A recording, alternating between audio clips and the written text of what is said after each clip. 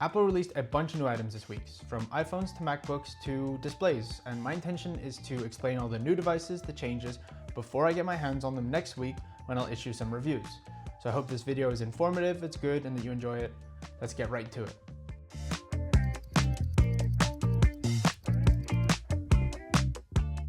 I'm going to start my video with the newest addition to the Apple MacBook lineup. It's the MacBook Neo. And it's a computer aimed at students or schools who want to buy it in bulk. It's kind of like a Chromebook, but it's still $599 or $499 if you're a student. So maybe a good deal. I'm not sure yet. I don't have my hands on it yet. But the only downside of this computer is that it comes with an A18 Pro chip. And that might not mean a lot, but that's the same chip as in the iPhone 16 Pro. So a computer will be running a phone chip. I'm not sure how that's going to hold up. You'll have to look at some other content creators who usually delve into the specs and comparing chips within devices. Take a look at them, inform yourself before you start rushing off and buying this. But I do have to note that the colors on this device are very nice. You get a blush or an indigo color, which kind of remind me of the iPhone 4S, so it's a little bit more playful, which doesn't really compare to the usual dull colors you get with a MacBook Pro. So there is a plus side. I'm going to move on to the MacBook Pro. Not much has changed now. We got a new MacBook Pro with an M5 chip in October, and now we just got an M5 Pro and an M5 Max chip. So nothing really special has changed. Physically, nothing has changed. Of course, these chips are amazing. They're really powerful. They're really good. But I don't know who really needs such powerful chips. If you're an everyday person, a MacBook Air is the way to go. I'm going to move on to something more exciting. It's the MacBook Air. It now has an M5 chip. And as some of you might know, Google and Apple will now be working together to have iOS run Google Gemini in the background because Apple Intelligence didn't work. It's a long story, you can read about it yourself.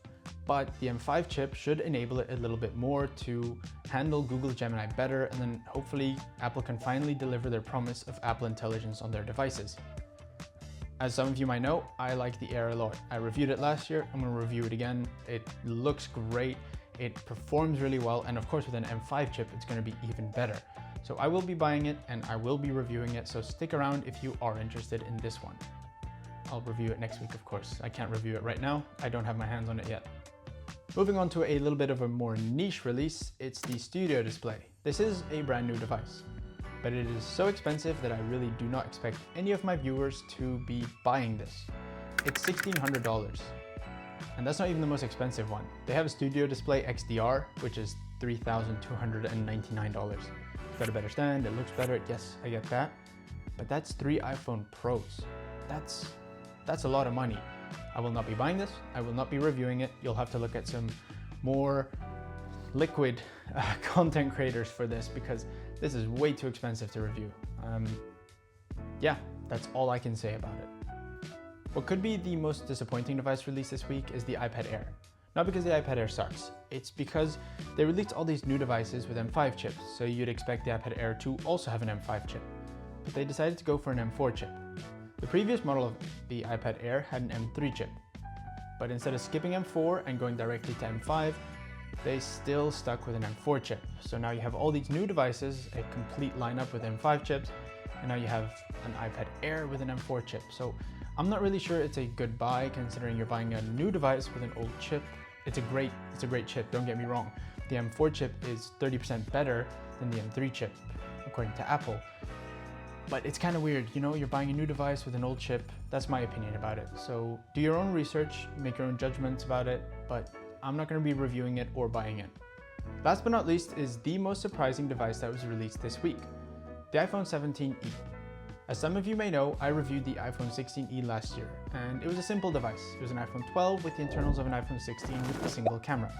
Nothing special, it got the basic job of a phone done. And in my opinion, it wasn't catchy or special enough for Apple to make a second one. I didn't really think it would happen. But then here we are in 2026 with an iPhone 17e, so it must have done something right. I did some research, it was the 9th best-selling phone in Europe in March last year. So it sold pretty alright. And then here we are in 2026, so I'm curious, why would they make an iPhone 17e and what are the changes, of course?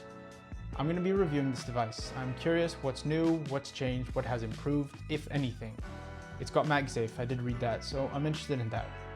So I don't know, if you're interested in that review or this device, maybe consider subscribing and sticking around in the channel to maybe see how the review goes next week. So yeah, the iPhone 17e, I'm very curious. I'm gonna stop myself from ranting. There were a lot of new devices released from Apple, and my intention is to review some of them. Not the displays, those are too expensive. They're not in my budget to buy them, so I'm not gonna review them. You'll have to look at some other content creators for that. But I hope this video was informative. I hope you also stick around, maybe subscribe for the future reviews next week. And yeah, I hope to see you guys in the next one. So thank you very much for watching. Bye-bye.